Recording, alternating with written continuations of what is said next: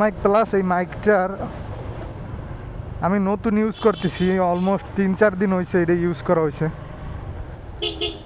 আমি জানি না এটার ভয়েস কোয়ালিটি কীরকম, কিন্তু প্রথম দিন আমি দেখছি অনেক রং সাইড দিয়ে গেলাম, কিন্তু প্রথম দিন দেখলাম এটা অনেক ভালো ভিডিও ফুটেজ, মানে অনেক ভালো একটা ভয়েস ক্যাপচার করে।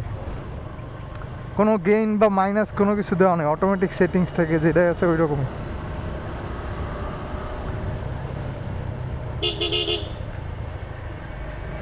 ব্লগিং করতেছি গাইজ 2022 সাল থেকে, অলমোস্ট এখন 4 বছর হয়ে গেছে। 22-এর শেষের দিক থেকে মোবাইল দিয়ে করতাম এক সময়।